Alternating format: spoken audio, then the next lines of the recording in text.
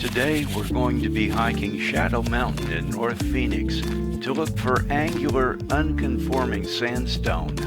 These are weathered stones of various types, providing great fiddle stones, commonly called worry stones, perfect for any finger-fiddling style.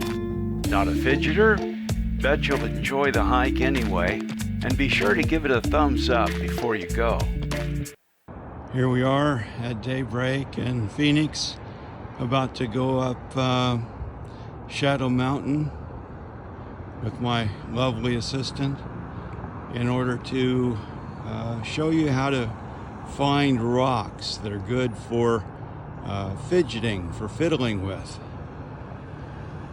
And we're going to be going up this small hill, really, that is called a mountain here in Phoenix. But the feature here is sandstone and limestone, a little basalt, and this is a target-rich environment for different shapes of stones. So there's nothing glamorous about what these stones are made of. Here at the bottom, though, every now and then you'll find a little piece of jasper, probably from gravel brought in around here.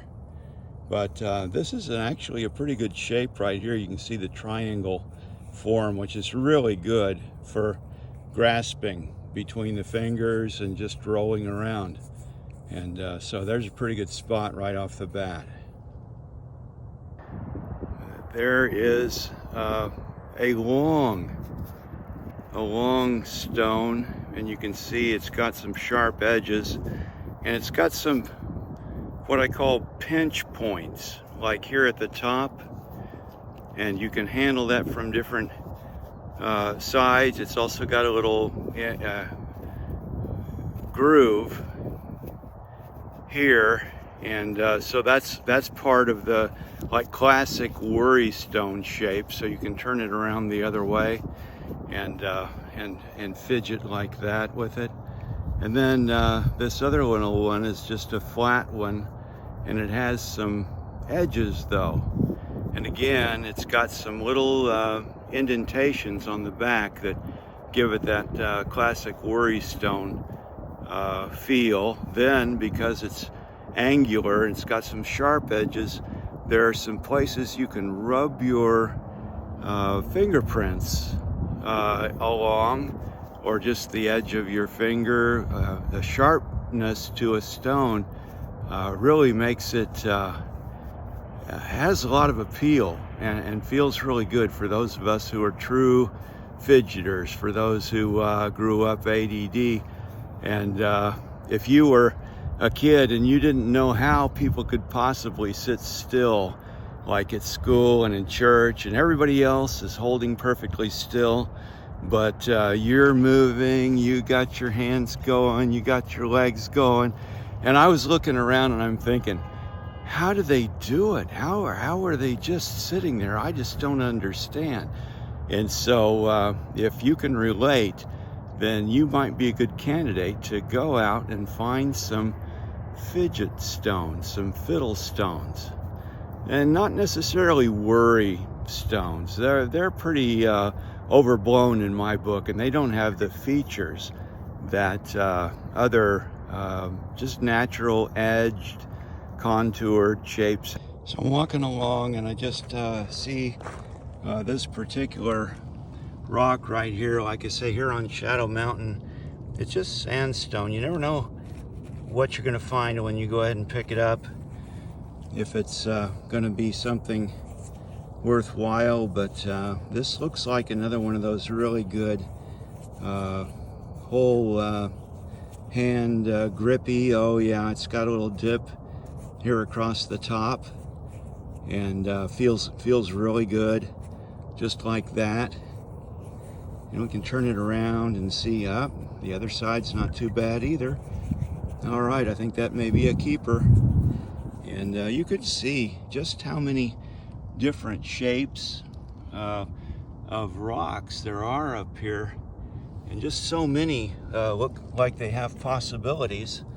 This is an interesting one also. I'm gonna have to look more closely at that one. Starting to get a little red glow of the sunshine. I wanted to stop and show you why this mountain puts out so many different shapes of rocks. It's because this sandstone has been turned up on edge, and then with all of the heat and weathering, it cracks away and forms all kinds of patterns. Good time to stop and change footwear, off with the street shoes, on with the Solomon cross countries for going up to the top of this little hill here. It's pretty slippery with the loose rock on the big flat stones. Video of my lovely assistant, if you want to turn around here for a minute or not. You can see we're headed up to the top of this little butte, the top of Shadow Mountain.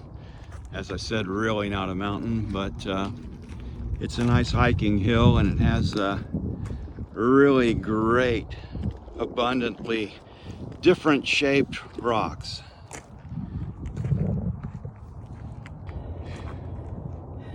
Just coming up, getting ready to go up this last little stretch, and then we'll be at the top. And here we go, arriving at the top.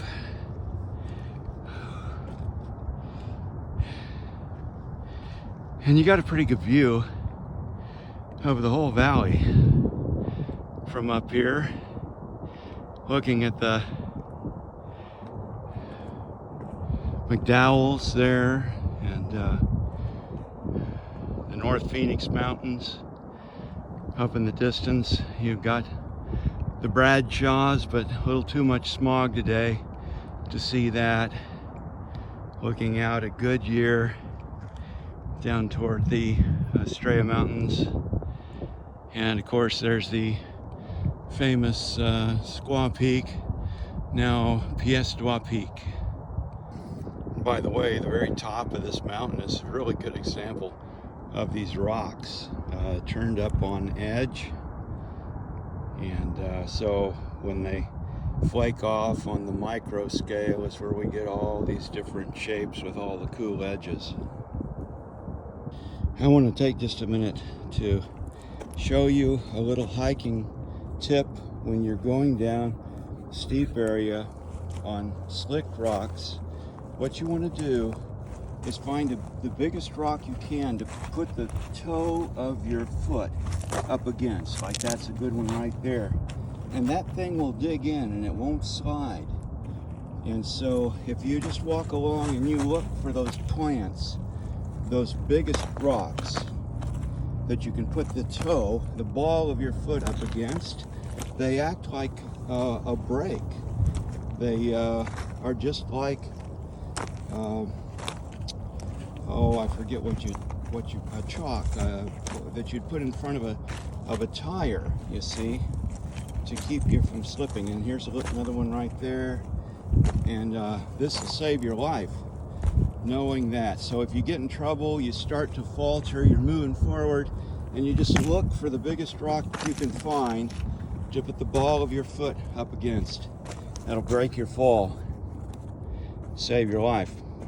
We'll have the sun up pretty high on the way home, and if you listen to Dr. Huberman, getting that eastern morning sunrise sun in your eyes is supposed to be one of the best ways to reset your dopamine for the day. And so taking a morning hike is kind of a way to just get it all. All right, wrapping it up here with the Shadow Mountain hike, getting ready to change back into street shoes. And so I want to show you some of the shapes, many shapes actually, of stones that you can pick up yourself And let me turn around here if I can. No, I guess I can't. Hang on. All right, there we go. And so you can find your own rocks, of course, or you can buy them from me at fiddlestones.com. And that store is going up, maybe up by the time you see this video. But certainly feel free to find your own rocks and watch more videos.